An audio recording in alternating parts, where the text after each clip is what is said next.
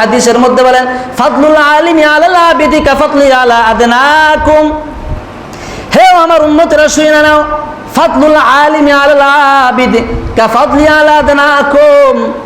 তোমাদের মধ্যে আমার উম্মতের উলামায়ে কেরামদের শ্রেষ্ঠত্ব কেমন জানোনি? তোমাদের মধ্যে সাধারণ মানুষের উপর যেমন আমার শ্রেষ্ঠত্ব, তোমাদের মধ্যকার সাধারণ ব্যক্তির উপর যেমন আমার শ্রেষ্ঠত্ব, ঠিক তদ্রূপ উম্মতি মুহাম্মদের মধ্যে বেইলম আবেদের উপর আমার উলামায়ে কেরামের শ্রেষ্ঠত্ব হলো ওইরূপ। উলামায়ে কেরামদের সম্পর্কে আল্লাহর রাসূল বলেন আল উলামা ওয়ারাসাতুল আম্বিয়া, আলেমরা হলো নবীজির ওয়ারিস। এই জন্য উলামায়ে কেরামরা হলো উম্মতের নক্ষত্রতুল্য, এই উম্মতে মুহাম্মদের জন্য নক্ষত্রতুল্য।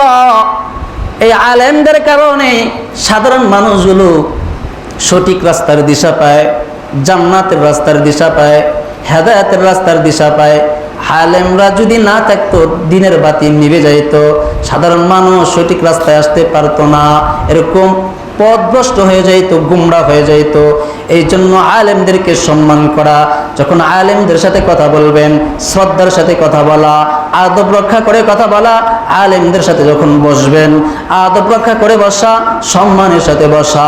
তাদের সাথে যখন হাঁটবেন আদব রক্ষা করে হাঁটা, সম্মানের সাথে হাঁটা।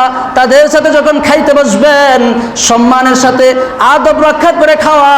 তাদের সাথে তাদেরকে যখন প্রশ্ন করবেন আদব রক্ষা করে প্রশ্ন করা, সম্মান রক্ষা করে প্রশ্ন করা।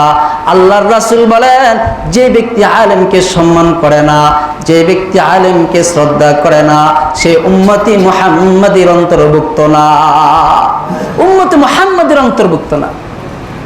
তবে হ্যাঁ, বদ আলেমের ব্যাপারে সতর্ক থাকতে হবে। আলেমে সু, আলেম দুই প্রকার। বলেন আলেম কয় প্রকার? দুই প্রকার। একটা হলো আলেম হক্কানি রব্বানি, হক্কানি আলেম। আরেক প্রকারের আলেম হলো আলেমে সু, বদ আলেম। যারা সত্য সন্ন্যাসী, যারা হেদায়েতের রাস্তা সঠিকভাবে চলতে চায়, যারা সত্যকে পাইতে চায়, সত্যের সন্ধানী, যারা হেদায়েতের রাস্তার সন্ধানী, যারা সঠিক মাসালার সন্ধানী, তারা বদ আলেমের কাছে যাবে না, তারা খুঁজে খুঁজে হক্কানি আলেমদেরকে বের করে ফেলবে। এই গুণ আল্লাহ তাদের মধ্যে দিচ্ছেন।